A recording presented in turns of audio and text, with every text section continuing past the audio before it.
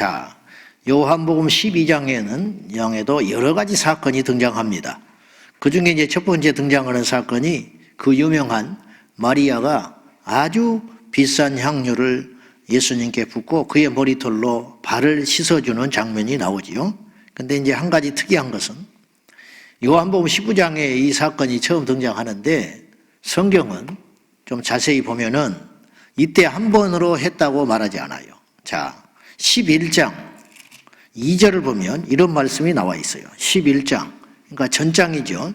나사로가 다시 살리신 그 사건 전에 어떤 일이 있냐면 11장 2절에 보면 이 마리아는 향유를 주께 붓고 머리털로 주의 발을 닦던 자요 병든 나사로는 그의 오라비니더라.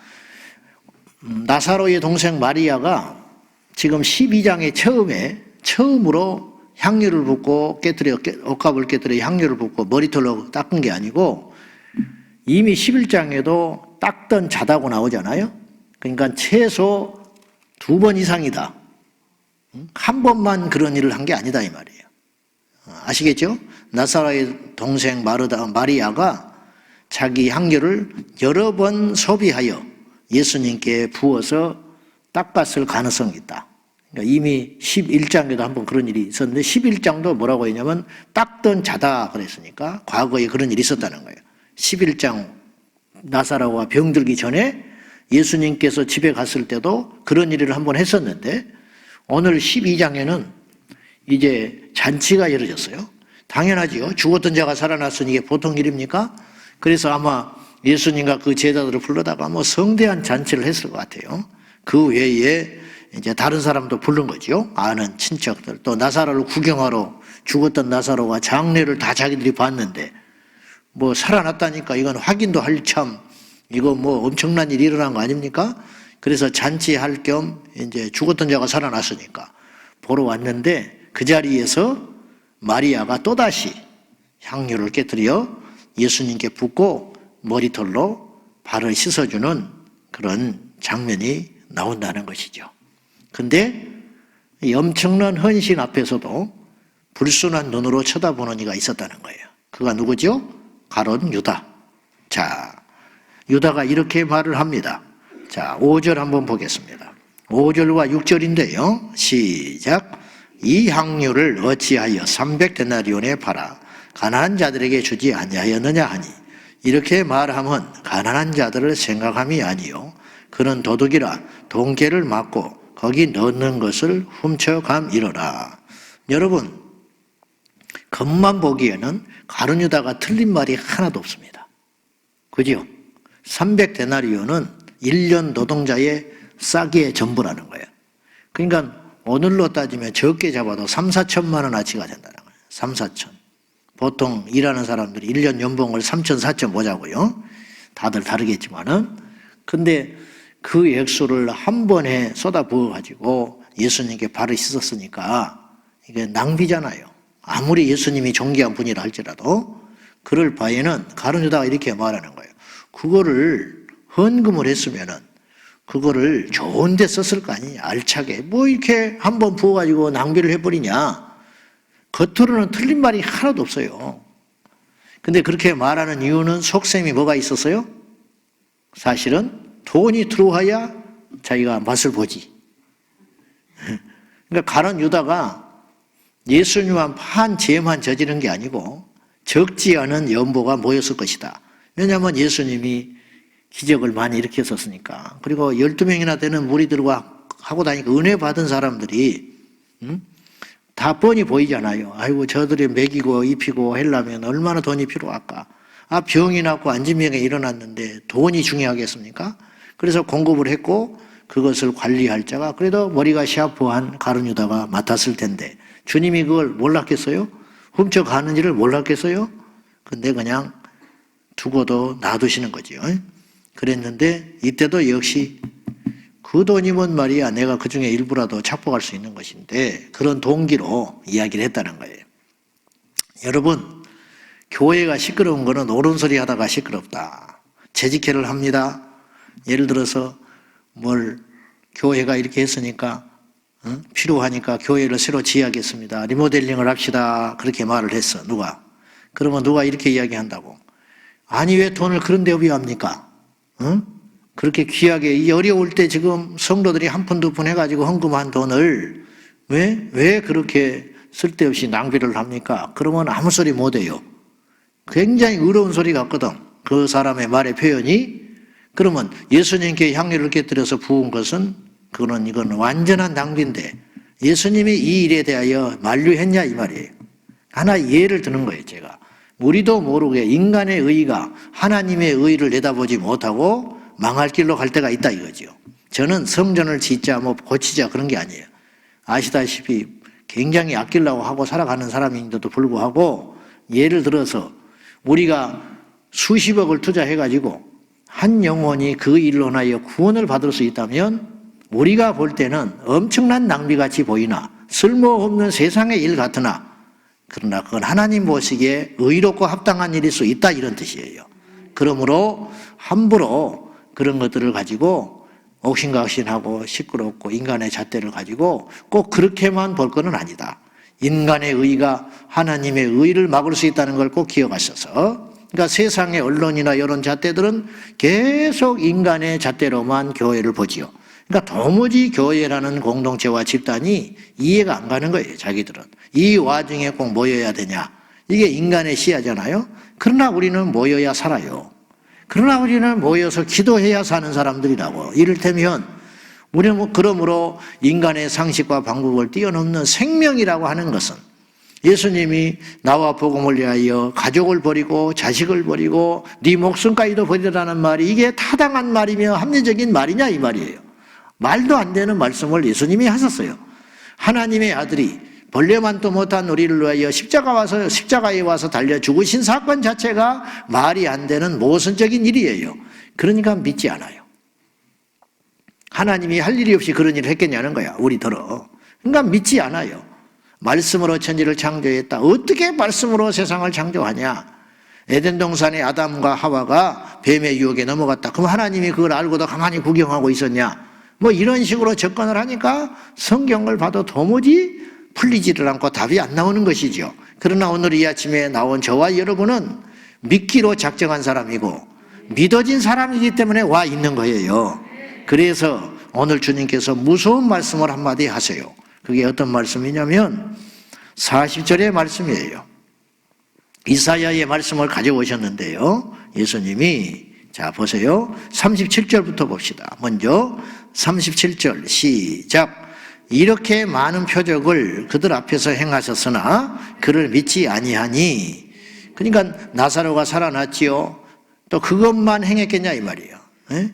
기적을 다 기록을 하려면 이 세상에도 그 책을 두지 못할 만큼 많은 표적을 행했다고 말씀을 하셨는데 이렇게 많은 표적을 행했음에도 불구하고 믿지 않았다. 심지어는요, 예수님이 나사로를 병든 걸 고친 정도가 아니라 죽은 나사로를 완벽하게 죽어가지고 나흘이 됐는데 그 나사로를 살려냈잖아요.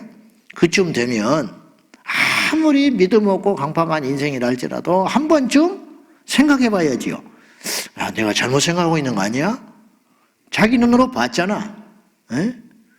그리고 나사로가 걸어다니는 걸 봤고 그러면 좀 충격을 받고 아무리 강팍한 인생이라 할지라도 상식적으로 그래 나는 저분이 이단인 줄 알았고 하나님의 아들이라고 수술하고 다녀서 조금 아무래도 저건 아니라고 했는데 이거는 좀 달리 생각을 해봐야겠다.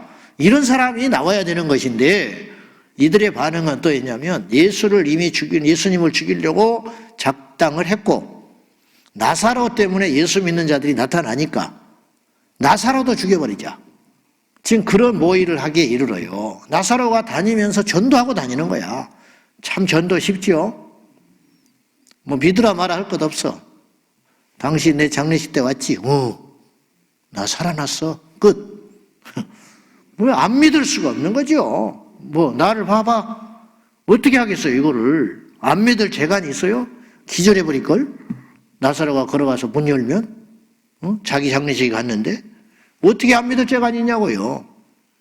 그런데도 이렇게 엄청난 많은 기적을 행했음에도 불구하고 믿지 않는 자가 있었는데 그 믿지 않는 자들이 믿지 못한 이유가 따로 있었다 이 말이에요. 그 이유가 뭐냐면 40절 말씀이에요. 자, 시작. 멀게 하시고 그들의 마음을 완고하게 하셨으니 이는 그들로 하여금 눈으로 보고 마음으로 깨닫고 돌이켜 내가 고침을 받지 못하게 하려 함이라 하였습니다. 이게 참 어려운 말씀 중에 하나인데 저도 이 말씀을 읽고 좀 놀랐어요. 충격을 받았고 안심이 되는 말씀이기도 해요. 우리 인간은 이기적이니까. 근데 이 말씀은 이제 디모데전서 2장 4절과 약간 부딪히기도 해요. 하나님은 모든 사람이 구원을 받으며 진리를 알기를 원하시느니라 했는데 이게 대명제인데 어째서 이 이사야는 이 말씀을 하셨는가? 마치 주님이 걱정하시는 것 같은. 무슨 말이냐? 내가 너희들이 나를 보고 믿어버리니까 걱정된다는 거예요. 이만큼 하나님이 진노하셨다 그런 뜻도 되는 거예요. 네? 내가 밥을 너한테 차려주긴 차려준다. 근데 내가 차려준 밥을 먹고 네가 건강해질까 걱정된다. 그러면 밥을 안 차려주든지. 근데 어머니가 자식이 너무 미우니까 밥을 차려주긴 차려주는데 네가 이 밥을 먹고 네가 잘 살까 싶다. 그것이 걱정될 정도다. 이런 의미다 할까요? 뭐 적절한 표현이 없는데. 근데 이 말씀이 이사야가 자기도 모르게 예언을 한 거예요. 주님께서 계시가 임하셔서 이 백성이 얼마나 악하고 죄악 가운데 찌들어 사는데 주님께서 살리기는 살려야겠고 살리기는 살려야 하기 때문에 복음을 전해주고 길을 열어주긴 했는데 막상 이 복음을 듣고 이들이 돌아와서 구원 얻고 살까 싶다. 그 정도로 인간이 망가져 있는 상태다. 그들의 눈을 멀게 하셨고 그들의 마음을 완고하게 해버리신 분이 하나님이다. 역으로 봅시다. 기적을 안 보고도 믿는 자가 있었으며 자기의 전 재산을 깨뜨려서 하나님께 향유를 깨뜨려 예수님의 발을 씻어주는 여인도 있었는가 하면 예수님과 365일 같이 동행하고 밥을 먹고 기적과 말씀을 받았던 가룟 유다는 그걸 음흉한 눈빛으로 보는, 악한 눈빛으로 보는 가룟 유다도 있었으니 이걸 뭐 어떻게 해석하냐 이 말이에요. 결국은 뭐냐? 아무나 믿는 것이 아니더라. 그럼 복이 뭐냐? 믿어지는 게 복 아니냐? 이런 이야기를 우리가 숱하게 해왔지만 우리가 너무 큰 것을 거저 받아 놓으니까 무덤덤하니 그런가 보다. 그냥 자유가 있으니까 자유가 아무렇지도 않게 느끼는 것처럼 교회가 있으니까 교회가 아무렇지도 않게 느끼는 것처럼 이런 걸 잃어버릴 때에만 아는 것처럼. 그래서 물고기가 태어나서 물속에 사니까 자기가 물에 있는지를 모르고 물 밖에 튀어나와야 이 물의 소중함과 가치를 알듯이 그냥 모태신앙으로 태어나서 오늘 예수 믿고 여기까지 오고 그리고 예수를 평생 믿다가 죽고 나처럼 철없을 때 예수님 믿고 만나가지고 이 길을 오니까 이걸 귀한 줄도 모르고 이 자리에 와 있듯이 그냥 은혜가 은혜인 줄을 모르고 그냥 오늘 하루가 오는구나. 아, 오늘 또 교회 가는구나. 그렇게 살아서는 안 된다는 거죠. 그래서 내가 익숙해지지 마라 그랬어요. 끊임없이 우리 자신들을 달금질하여 예배 때 눈물이 있어야 하고 한 영혼을 소중히 여겨야 하고 하나님의 성전을 귀히 여기고 우리가 드리는 이 예배가 마지막 예배요. 우리가 드리는 이 기도가 마지막의 기도요. 내가 하는 이 설교가 마지막 설교라는 각오를 가지고 설교를 하고 들어야 되는데 설교하는 사람은 맥이 빠져 있고 듣는 사람은 졸고 있고 그러니 무슨 힘이 있냐 이 말이에요. 그러니까 교회는 등치만 크지 그 안에 성령의 역동적이고 폭발적인 역사가 없어서 죽어가고 있는 것 아닌가. 종교인들만 양산해내고 있다는 것이죠. 이런 것들에 대하여 우리 주님께서 얼마나 답답해하시고 가슴 아파하시겠냐. 그러므로 여러분 우리 모두가 펄떡펄떡 심장을 가진 뜨거운 심장을 가지는 우리 주님을 기쁘게 하고 우리 예배가 힘이 있고 우리의 기도가 강력하며 우리의 신앙 행위는 아주 절도가 있고 세상을 정복하고 다스리는 패기 있는 성도가 되어야 한다는 거예요. 그 힘과 에너지는 과연 어디서 오는 거냐? 하나님의 은혜요. 그렇게 하는 것도 하나님의 은혜라. 영혼을 보고 울 수 있는 거. 예수 안 믿는 사람을 보면 막 아무 나와 상관이 없음에도 불구하고 속이 타들어가는 거. 자식이 다 잘 된다고 하지만 예수를 제대로 안 믿고 있으면 밤새워서 눈물 흘릴 수밖에 없는 그 심령, 그게 분별이 되니까 그런 일이 일어나는 거거든요. 분별을 하고 있으니까 세상에 아무리 좋은 일을 만나도 요새 내가 기도가 안 되고 있고, 요새 내가 왠지 성전에 가는 횟수가 줄어들고 있고, 기도회를 한다고 그래도 가고 싶지가 않고 의무적이 되고, 그런 상태에 대해서 큰일 났구나, 내가 큰일 났구나, 그렇게 하면서 뭔가 결단을 하고, 세상으로 볼 때는 아무런 지금 어려움도 없고 집안에 우환도 없고 그랬음에도 불구하고 하나님과 관계 속에서 내가 영적으로 지금 너무 나태해져 있다, 이런 현실 앞에 내가 이대로 있을 수 없다, 그리고 박차고 나와서 하나님 앞에 절박한 심령으로 울고 기도하고 통곡할 수 있다면 그 영혼은 복 중에 대복을 받은 것이 아니냐 이 말이에요. 그러나 그런 것들도 우리 힘으로 되는 것이 아니고 하나님의 은혜로 되더라 이 말이에요. 하나님의 은혜로 이 열정과 이것이 목마름과 이 뜨거움이 우리 예수님 오실 때까지 계속적으로 가야 한다 이런 말이죠. 이런 은혜가 오늘 이 아침에 저와 여러분에게, 우리 교회에, 그리고 이 한국 교회 모두에게 임할 수 있기를 예수님의 이름으로 축복합니다. 그래서 이제 마리아가 옷값을 깨뜨려 예수님께 향유를 붓는 이 행위는 단순히 접대가 아니에요. 그때는 제자들이 몰랐어요. 예수님의 장사하심, 그리고 예수님 입성하시거든요. 예루살렘 입성하기 직전에 예수님께서 향유로 깨끗함을 입는, 깨끗이 대접을 받으시는, 이 향유는 장례식 때 치르는 거예요. 아셨어요? 향유는 장례식 때 부르는, 이 바른 용도로 쓰이는 거예요. 그러니까 귀하지요. 아무 때나 쓰는 게 아니죠. 그럼 왜 하필 이 마리아는 예수님의 발에 향유를 붓고 씻겼는가? 제자들도 영적으로 깜깜이가 돼 있었어요. 주님이 죽으시고 부활한 다음에 알았다는 말씀이 오늘도 본문에 나와요. 그런 대목이 여러 나와. 그러니까 예수님이 생전에 공생애 동안에 누구를 만나시고 무슨 말을 하시고 어떤 이적을 베푸시고 했던 것이 그때는 풀리지 않는 것들이 제법 많았어요. 그런데 죽으시고 부활한 다음에 그 말씀이 이 일을 위한 것이구나, 이 비유를 위한 것이구나, 성령 받고 제자들이 알았어요.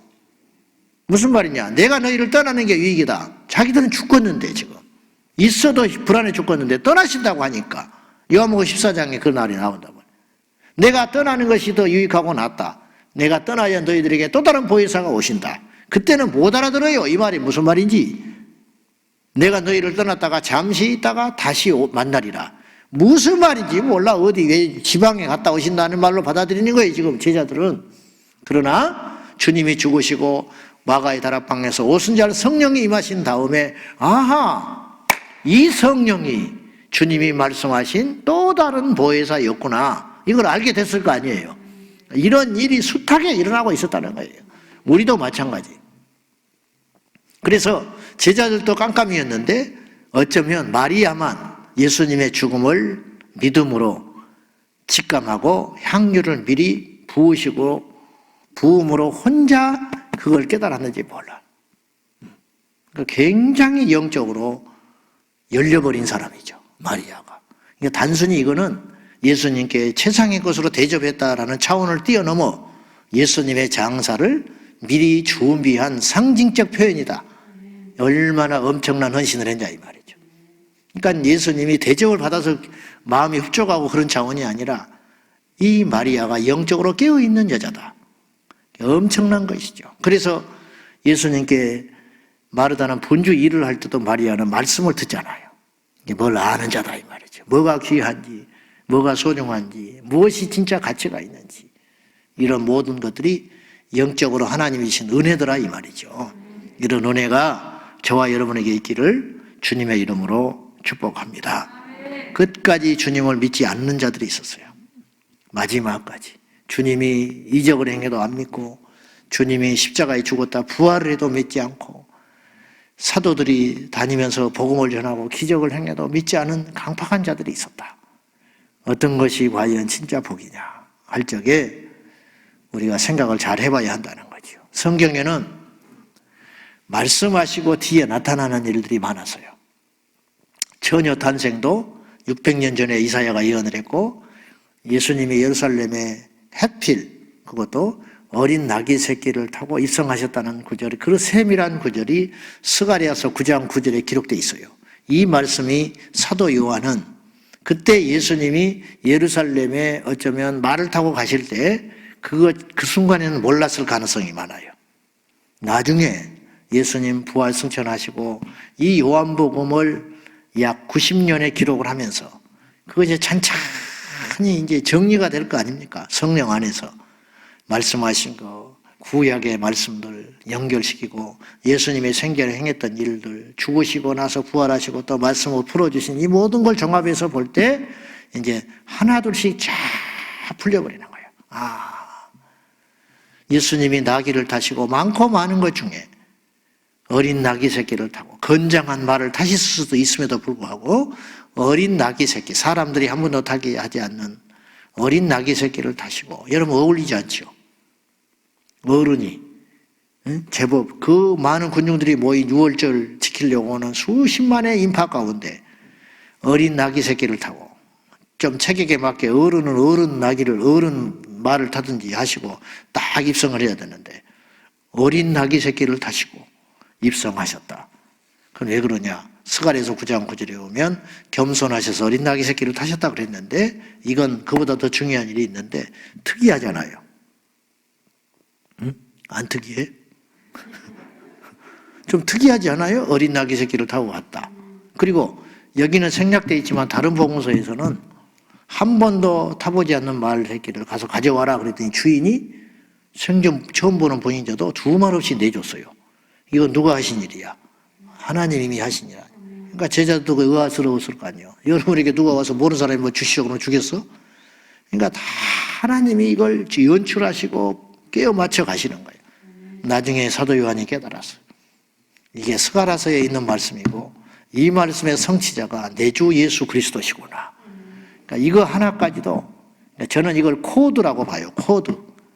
이렇게라도 해서 우리로 하여금 믿게 하시려는 하나님의 절박한 심정이 있다. 예수님 다시 오신다고 성경은 계속 이야기하고 있잖아요. 근데 지금 안 믿죠.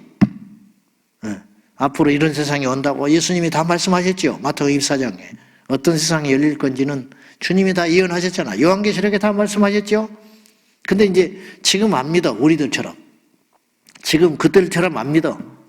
이들이 지금 나사로도 죽이려고 덤벼드는 판이니까 그런 인생들이 지금 있어요. 근데 이제 그런 일이 눈앞에 펼쳐질 때 그렇게 하겠지. 주님이 정말 오실 때 휴거되고 남은 자들이 그때 이제 통곡을 하고 탄식을 하겠지. 정말이었구나. 우리가 어리석다고 손가락했던 저들이 말이 진짜였구나. 길거리에서 노방전도한 그런 자들 우리는 손가락질하고 미쳤다. 비싼 밥 먹고 할 짓 없다. 한심한 인생이라고 손가락질던 그들이 정말로 지혜로운 자들이었고 그들의 말이 다 진실이었구나. 종말이 온다고 어쩐다고 하면서 전단지 나눠들고 원색적으로 그런 거 나는 지하철에서 쳐다보지도 않고 미친 광신도인 줄 알고 사입인 줄 알았더니 정말이었구나. 그런 자들이 앞으로 없겠냐 이 말이에요. 그런데 지금 우리 상태가 이제 그 자리는 묘면한 자니까 우리가 만약에 믿음이 있다면 이 믿음이 잃어버리지 아니하고 세상에 어떤 재난과 환난과 핍박과 어려움이 와도 우리의 믿음이 꺾이지 아니하고 우리 예수님 만나는 그날까지 올곧게 믿고 나가는 저와 여러분이 되시고, 알고 봤더니 그렇게 하는 모든 일들이 하나님의 은혜요 하나님이 우리를 지극히 사랑하사 택하셨기 때문에 그렇게 믿어지는 역사가 있었구나 하는 것을 주님 앞에 섰을 때야말로 우리가 너무 감격스럽고 놀랍고 충격받고 좋고, 나 같은 것을 선택했다는 사실이 믿어지지조차도 않아가지고 아마 저는 벌벌벌 떨 것 같아. 천국 가서 나는 막 울 것 같아. 믿기는 믿었지만 정말 나를 구원하셨군요. 이렇게 좋은 줄은 알았지만 이렇게 좋은 줄을 몰랐다고. 정말 하나님이 두려운 줄은 알았지만 이렇게 어마어마한 분인 줄은 몰랐다고. 아마 저는 천국 가서 기절해버리지 않을까. 미리 지금 청심환을 먹고 죽어야 되는데 기도합시다. 믿어지는 게 복입니다. 말씀이 믿어지다니요. 성경에는 우리를 어떻게든 믿게 하시려고, 믿어야 우리가 사니까, 믿어야 생명을 얻으니까 주님께서 구약에 말씀하시고 신약에 성취하셨고, 신약에 말씀하시고 교회 시대에 성취하게 하셨고, 주님이 말씀하셨고 지금 이 시대에 성취하게 하시고, 이런 일들이 숱하게 일어남에도 불구하고 강팍한 인생들은 그걸 믿지 못하고 인간의 산물로 성경을 보고 있는 실정입니다. 주여 믿게 하십시오. 주여 이 세상에 일어나는 모든 일들이 성경과 연결시켜 믿는 자가 되게 하시고 준비하는 자가 되게 하시고 깨어있게 하여 주십시오. 기도하겠습니다. 살아계신 하나님 아버지, 어린 양을 타시고 예수님께서 예루살렘에 입성하신 것도 단순한 사건이 아니고, 마리아가 향유를 깨뜨려 예수님의 발을 씻기며 머리털로 헌신하고 수고했던 것도 단순한 대접이 아니고 예수님의 장사를 준비한 깨어있는 여인의 모습이었으니, 우리도 깨어있기를 원합니다. 우리도 말세를 준비하기를 원하며 내 영혼의 마지막을 준비하며 다시 오실 예수님을 저 공중에서 맞이해야 되지 않겠습니까? 주여, 우리 온 성도들이 깨어 일어나게 하시고 강팍한 자들, 믿지 못하는 자들, 연약한 그들의 심령들을 붙잡아 주셔서 예수님의 이름으로 승리하고 예수의 이름으로 이기는 우리 모두가 되게 하여 주시옵소서. 깨어있으라 믿으라 말씀하시는 성령의 음성을 인간의 말로 듣지 아니하며 그날 그 시에 통곡하고 후회하고 애통하는 자가 아니라 미리미리 준비하게 하시고, 한시도 깨어있지 못한 어리석은 인생이 아니라 날마다 깨어있어서 마리아처럼 깨어있게 하시되, 가룟유다처럼 불순한 동기로 하나님의 역사를 비판하고 판단하는 죄 가운데 있지 아니하도록 성령님 우리를 굳게 잡아 주시옵소서. 하나님 아버지, 우리 주님께서 일하시는 방식은 말씀을 선포하시고 행동을 취하심으로 인하여 우리를 믿게 하시려는 어마어마한 배려와 사랑이 있음을 믿습니다. 말씀을 통하여 도무지 믿지 못하는 인생들을 향하여 표적과 되어짐을 통하여 믿게 하시는 하나님 아버지, 우리가 믿을 수 있다면 하나님의 은혜인 줄로 믿습니다. 주여 믿어지게 하소서. 의심하고 판단하고 세상의 소리에 귀 기울여 흔들리는 자들이 아니라 말씀을 올곧게 믿고 이 말씀대로 되어가는 세상이 우리의 눈에 들어오게 하여 주셔서, 주 예수여, 우리를 불러주신 하나님 감사합니다. 택하신 주님 감사합니다. 믿게 하신 주님 감사합니다. 마지막까지 믿는 자가 되게 하시고, 어떠한 환난과 시련과 유혹과 이상한 일이 일어난다 할지라도 오직 예수로 승리케 하시고 이 믿음으로 깨어서 예수님 만나게 하여 주옵소서. 예수님의 이름으로 기도하옵나이다. 아멘. 주여, 주여, 주여. 살아계신 하나님 아버지 함께 하십시오.